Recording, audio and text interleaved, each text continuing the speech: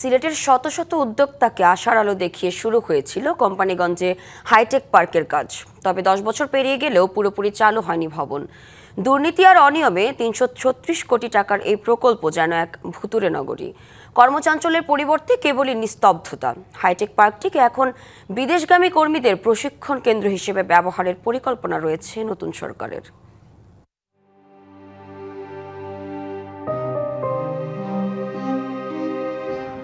খোলা প্রান্তর, চারপাশে সবুজ ঝোপঝাড়, অযাচিতভাবে বেড়ে উঠেছে বুনো ঘাস। তার মাঝেই মাথা উঁচু করে দাঁড়িয়ে বিশাল এক ভবন। সড়ক ধরে এগুতেই দেখা গেল ভেতরে তৈরি হচ্ছে নৌকা, ভবনের ভেতর শুকানো হচ্ছে জামা কাপড়। দৃশ্যটি ৩৩৬ কোটি টাকার প্রকল্প সিলেট হাইটেক পার্কের। নির্মাণের সময় যে প্রকল্প সিলেটবাসীকে রঙিন স্বপ্ন দেখিয়েছিল, তা এখন পরিণত গ্রামবাসীর বাইচের নৌকা তৈরির অস্থায়ী কারখানায়। তারা সবাই উচ্চল উপর পর্যন্ত আমরা বলছি যে আমরা এখানে একটা নৌকা বানাবো, আপনারা কোনো ক্ষয়ক্ষতি করবো না, আমরা বানাইছি। কথা ছিল এখানে হাজার হাজার মানুষের কর্মসংস্থান হবে। দেশি বিদেশি প্রতিষ্ঠান তাদের ফ্যাক্টরি স্থাপন করবে। বিশেষ করে সিলেট অঞ্চলের যারা প্রবাসী বিনিয়োগকারী রয়েছেন, তাদের আকর্ষণের কেন্দ্রবিন্দু হিসেবে এই পার্কটি পরিচিতি পাবে। কিন্তু বাস্তবতা বলছে ভিন্ন গল্প। আইটি খাতে কর্মসংস্থান সৃষ্টির প্রতিশ্রুতি দিয়ে 2016 সালে কোম্পানিগঞ্জে প্রায় 163 একর জমির উপর সিলেট হাইটেক পার্কের কাজ শুরু করে আওয়ামী লীগ সরকার। 2022 সালে কাজ শেষ হওয়ার কথা থাকলেও কয়েক দফায় সময় বাড়িয়েও সম্পূর্ণ হয়নি কাজ।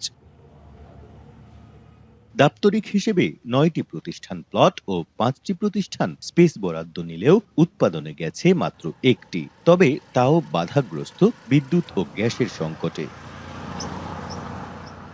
নগদ নিয়ে এলো হার না মানা হার অফার। সর্বনিম্ন 10,000 টাকা রেমিটেন্স নগদে পাঠালে থাকছে স্বর্ণের হার জেতার সুযোগ। সীমান্তের সম্ভাবনাময় জনপদে প্রকল্পের এমন অব্যবস্থাপনায় হতাশ স্থানীয় ব্যবসায়ী ও আইটি উদ্যোক্তারা। যারা জব পাইতেছে না বা বিদেশে চাকরি খুঁজতেছে, তারা এখানেই কাজ করবে। বিদেশিরাও ইনভেস্ট করবে, বিনিয়োগ করবে, দেশিরাও করবে, সিলেটেরও অনেকেই আছে, আমাদের সবাই করবে।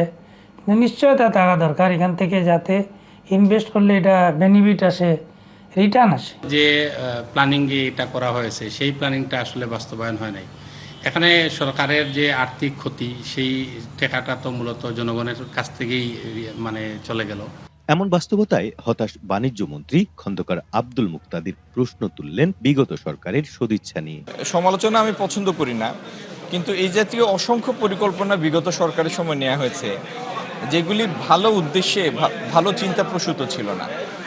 একটি হাইটেক পার্ক করবে, সেটি শহরের এত বাইরে নিয়ে যাওয়ার কোনো দরকার ছিল না। আর প্রবাসী কল্যাণমন্ত্রী অবকাঠামো রক্ষায় এটিকে বিদেশগামীদের প্রশিক্ষণ কেন্দ্র হিসেবে চালুর পরিকল্পনার কথা জানালেন। বিপুল পরিমাণ লোক কর্মসংস্থানের জন্য যাবে। তো এখন যাওয়ার আগে তাদেরকে স্কিল তৈরি করার জন্য তাদেরকে ট্রেনিং, এখন আমি নতুন ট্রেনিং সেন্টার মনে হয় 2 বছর যাবে। তো এখানে পড়ে রয়েছে, আমরা চাচ্ছি এখানে আমরা প্রশিক্ষণ দিয়ে এদেরকে ল্যাঙ্গুয়েজ কোর্স সহ স্কিল তৈরি করে এখান থেকে যাব। সরকার কার্যকর পরিকল্পনা গ্রহণ করলে পরিত্যক্ত এই স্থাপনায় নতুন করে প্রাণ ফেরার আশা দেখছেন সংশ্লিষ্টরা, যাতে প্রাণ ফিরবে উত্তর পূর্বের অর্থনীতিরও। Pratyush Talukdar, DBC news, Sylhet.